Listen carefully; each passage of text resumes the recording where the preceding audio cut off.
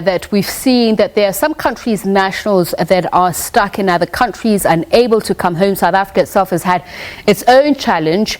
The first of 3 Department of International Relations organised flights, though, departs from Washington, D.C. for South Africa later this evening, repatriating some 275 citizens who were stuck in the United States since the coronavirus restrictions were implemented.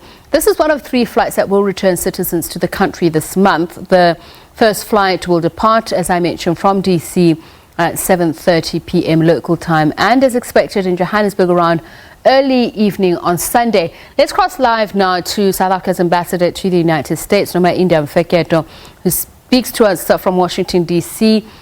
A very good evening to you, Ambassador. Thank you so much for speaking to us. So I mentioned a figure of 275.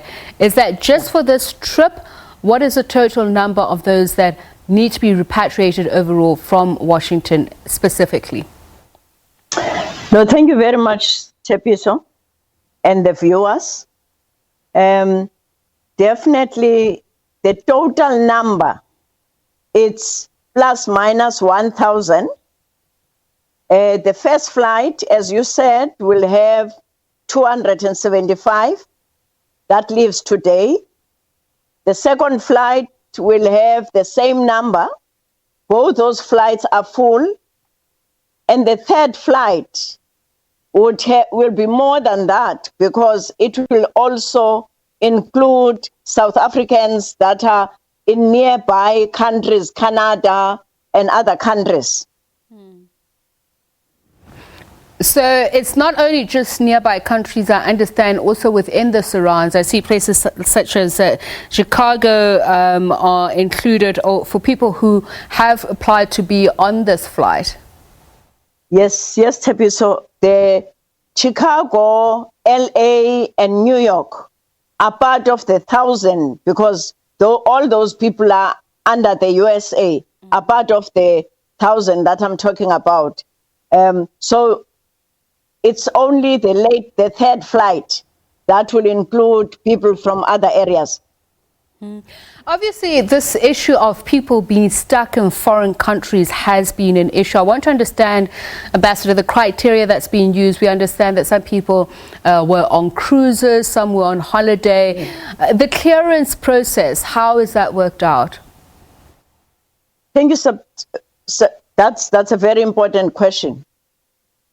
As you say, the people were caught up in this situation because of the borders that were closed as a result of a coronavirus. Now, at home, when people came to the mission saying they are destitute, they are desperate, they want to go home, we all put them on the list. But that list, we have to work with the head office, especially at DECO, where we look critically if these people are really South Africans who are not even staying in these countries, but they went there to do particular things, either meeting families or that. So there was a strict verification by Department of Home Affairs to check if these are really people who are South Africans coming to the country. And you would understand also, and the viewers hopefully, that the reason why the boundaries were closed, we really didn't want to have people coming to the country unnecessarily. Even in our exercise, we've been asking people, is it important for you to go now, or you can wait till the lockdown is lifted and go back home? All of them, those who will be in these flights, are the ones who are desperate and who wanted to go home earlier. Now, just in terms of the criteria, I want to understand this. Do you have to be a South African national of permanent residency to qualify? Yes, you need to be a South African of permanent residence, but also there would be those people who are married to South Africans, and at least they do have citizenship because of that. Would also, if they only came for a particular business, but their main area is South Africa, they would be allowed to go back to their home in South Africa. I want to talk about the boarding procedure now, Ambassador. I believe that it also extends to the amount of luggage that you can have on you, the length of time that you have to partake in the screening, testing process. Are you able to fly out of the United States on this SAA flight if you have showed signs of either a fever or perhaps symptoms of coronavirus? Well, that's a very important question.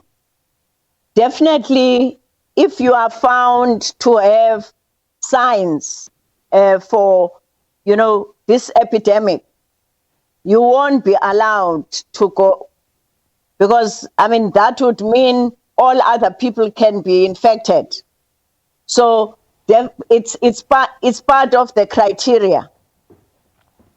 And in terms of boarding, something like 4 hours before departure, is that correct? That people have to be on the plane or at least within being processed to the boarding gate? That's true. It's such a complex process. We had to be very strict in doing certain things.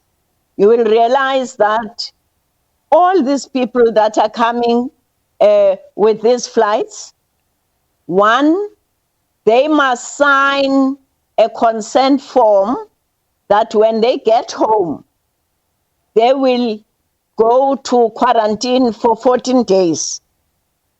Secondly, some of the people couldn't pay for themselves. They were really destitute. And it's our responsibility to look after South Africans. But they had to sign also a form saying, if the state pays for them, they might have a parent or neighbor or whatever who can pay, they would pay.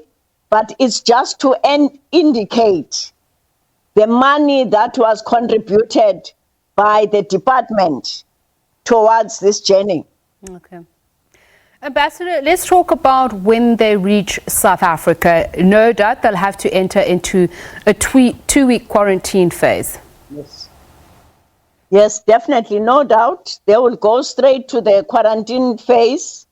What we've heard that it would be in Johannesburg, and you will realize that people in these flights are coming all over the country, South Africa. And therefore, after that, they will find their ways to different people. Thank you so much for speaking to us, Ambassador.